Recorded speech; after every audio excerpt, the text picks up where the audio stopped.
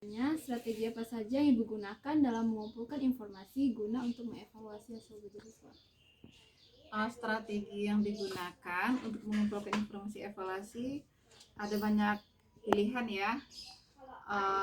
Intinya untuk evaluasi kita kan ingin mengambil penilaiannya, terus ingin lihat feedbacknya kembali.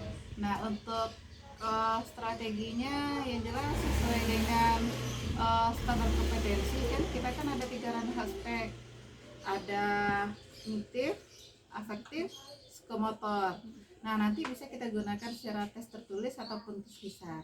Kalau tes tertulis bisa saja dari kasih tugas, dari kasih soal atau kasih kuis. Kalau secara lisan nanti bisa saja di dalam sambil menjelaskan pelajaran, nah langsung tanya ke siswanya, menurutmu gimana, ini bisa atau kasih soal siapa yang bisa. Nah, mereka menjawab secara lisan. Strategi yang sering Ibu gunakan dalam pembelajaran itu yang bagaimana? Paling sering. Kalau untuk strategi kan banyak ya, cuman saya nggak tahu namanya. Yang jelas terkadang bisa ke siswa aktifnya. Jadi nanti saya kasih soal sebanyaknya. Jadi siswa itu saya kasih soal yang berbeda. Ini soal A, ini soal B. Jadi siswa jawab secara masing-masing dengan materi yang sama. Atau kalau tidak semuanya siswa itu aktif, kemampuan mereka kan beda-beda ya. Ada siswa yang apalagi SMA 1 siswanya ada yang dari dalam kota atau dari daerah terpencil atau daerah yang minim kapasitas pembelajarannya, teman, insya Allah mereka mampu. Nah, untuk tingkat pemahaman mereka kan beda-beda kemampuan dasarnya. Jadi bisa saja nanti tetap strategi saya ngajar kasih ceramah juga tetap ada. Nanti siswanya yang aktif tetap juga ada. Jadi menyesuaikan lah nantinya. Terus alasan Ibu menggunakan strategi tersebut dan apa sih kekurangan serta kelebihan? Kalau kekurangan dari saya sendiri, maunya sih strateginya siswa aktif ya, maunya. Udah saya coba, strategi saya sudah buat beberapa media, mulai dari modul, mulai dari lembar kerja siswa yang saya buat sendiri, atau mungkin ada dari buku-buku teks atau buku paket pembelajaran. Yang paling dominan saya gunakan, saya udah buat beberapa lembar kerja siswa yang saya buat sendiri, misalkan untuk beberapa soal atau gambar saya print out kan, saya kasih ke siswa. Nah, kekurangannya dari pertama dari siswanya. Iya, pertama dari siswanya, ada siswa yang mungkin kemampuan mereka pemahaman tentang fisikanya dari dasar SMP-nya udah lemah. Apalagi matematikanya juga lemah kan. Nah, itu sering kekurangan saya, karena bisa ngajar fisika, contoh aja ngajar vektor, mungkin ada tentang trigonometri nantinya, matematikanya aja udah lemah. Jadi di saat ngajar fisika siswanya kemampuan matematikanya lemah, nah kita harus mengorbankan waktu jam fisika, ulang lagi ngajar fisika matematikanya. Terus ada lagi tentang kan ada ya tentang pengalian bilangan berorde, itu kan harusnya diajarkan di matematika kan. Nah, bilangan berpangkat, karena mereka masih banyak yang belum paham, ulang lagi ngajarnya. Jadi pemahaman siswa. Iya, pemahaman siswanya. Kalau jadi kelebihannya? Ya, kalau kelebihannya, alhamdulillah mereka merasa berkompetensi. Nah, jadi mereka bersaing dengan sesama mereka. Kelebihannya itu. Jadi apalagi sistem kuis yang sering saya gunakan kan. Jadi mereka berlomba-lomba ingin dapat nilai tinggi. Jadi mereka bersaing secara sehat. Mereka nggak ada dimana dengan kesadarannya udah mau gitu. Selanjutnya, kriteria dalam penilaian dalam penerapan proses pembelajaran itu. Kriteria penilaian yang pertama kan, kalau bagi saya sejauh mana siswa itu mampu menguasai materinya tadi. Jadi kalau udah dikasih materi, udah diajarkan, dikasih contoh, dikasih tugas, nah berapa persen siswa benar-benar mampu mampu menyelesaikan tugasnya tadi, mampu nilainya tinggi di atas rata-rata gitu kan. Nah, kalau kriteria yang lainnya jelas kita kan udah sesuai dengan kriteria cara penilaian kan, sesuai dengan materi, sesuai dengan bahan medianya. Terus salah satu kunci keberhasilan pembelajaran dapat dilihat dari nilai afektif. Bagaimana cara ibu menilai kemampuan afektif siswa? Afektif itu kan sikapnya ya. Iya. Pertama mulai dari keserisian siswa mulai dari awal mereka masuk. Alhamdulillah di awal pertemuan sebelum awal pembelajaran tahun ajaran baru, jadi saya belum masuk satu pertemuan khusus, belum langsung masuk materi. Jadi di sana saya jelaskan, saya kasihkan motivasi siswa, tujuanmu ke sekolah ini untuk apa. Nggak hanya sekedar cari nilai aja, mau cari ilmu. Nah di sana saya jelaskan kalau dengan saya metode penilaiannya saya mengambil nilai 3 aspek. Nah, salah satunya sikap. Nah dari sikap tadi kalau siswa itu sikapnya bagus, otomatis kognitif dan psikomotornya ngikut.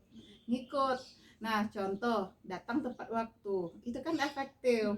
Nah kalau seandainya dia udah datang molor atau telat atau banyak permisi, secara teori kan udah tertinggal, secara tugas penilaian udah tinggal, secara praktek mengerjakan tugas kan enggak. Nah jadi di sana alhamdulillah itu udah terrealisasi, jadi siswa tepat waktu.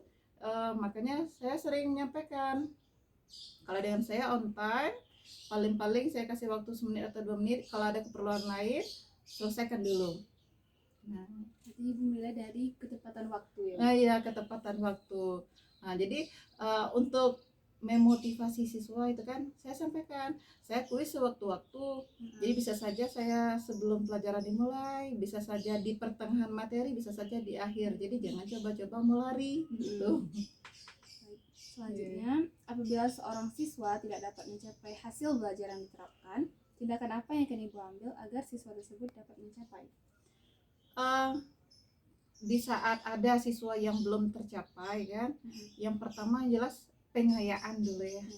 Pengayaan. Jadi kita lihat dulu seberapa persen di dalam kelas itu siswa yang benar-benar udah mencapai tuntas. Kalau sekiranya 80% ke atas, berarti lanjut materi. Seiring waktu siswa yang belum paham ini itu akan mungkin secara pribadi atau lebih banyak pendekatan kan lebih ke yang bersangkutan gitu kan. Jadi pengayaan. Apakah Pengayaan. ibu pernah memberi tugas tambahan? Iya ada. Palingan nanti dikasih tugas kalau kuis mereka rendah atau tugas mereka rendah, ulang lagi. Sekiranya kalau sekedar ulang-ulang di waktu jam pelajaran menipis, kasih tugas di rumah, kirim ke secara online. Mungkin bisa pakai Classroom, kadang pakai WA. Terus selanjutnya, bagaimana standar asesmen pembelajaran yang baik untuk siswa SMA 1? Asesmen pembelajaran yang baik, pertama kan yang jelas kita materinya sesuai untuk pembelajaran, dari gurunya juga harus sesuai dengan perencanaannya ya. Sesuai dengan perencanaannya, kemudian yang disampaikan dengan siswa juga begitu. Ke siswanya nggak menganggap materi fisika itu sulit. Nah terkadang menganggap fisika itu sulit, jadi secara teori kita berharap siswa fisika seperti ini, tapi faktanya untuk menyamakan karakter individu masing-masing siswa itu susah. Nah iya karena kemampuan mereka kan beda-beda ya. Jadi itulah kita gunakan metode guru ya, menyesuaikan lah. Terus apa saja faktor pendukung dalam menerapkan asesmen pembelajaran? Faktor pendukung banyak. Secara pertama dari individunya. Pertama siswa kita kasih motivasi dulu. Jadi kalau siswa itu udah termotivasi ingin belajar, menganggap belajar itu menyenangkan, jadi dia mudah. Terus kemampuan pengetahuannya, kalau sekiranya dia memang sulit, maka kita motivasi dia, kita kasih persepsi dia gitu kan. Itu untuk individunya. Kemudian untuk keluarga, faktor pendukung ya juga disampaikan, semoga dari pihak keluarga orang tuanya selalu kasih dukungan. Kalau dari pihak sekolah, faktor pendukungnya Alhamdulillah dari sekolah udah fasilitasi, kasih minjam buku paket.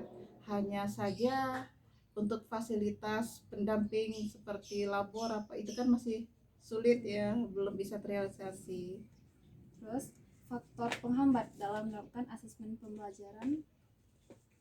Kalau faktor penghambat, yang pertama dari siswanya mungkin ada yang kemampuan lemah. Nah, dari siswanya mungkin ada yang kemampuan lemah atau kemampuan matematika dasarnya yang kurang, itu sering menghambat dia. Jadi di saat teman-temannya udah dapat nilai tinggi, hitung-hitungnya cepat, ada siswa yang minder. Nah, di saat siswa merasa minder, dah nggak mampu, udah dia ngedrop. Nah, disitulah kita coba membujuk. Kalau kekurangan lainnya keterbatasan waktu. Nah, apalagi sekarang kan kalau untuk tatap muka, semenjak tatap muka terbatas kan waktu udah semakin dikurangi.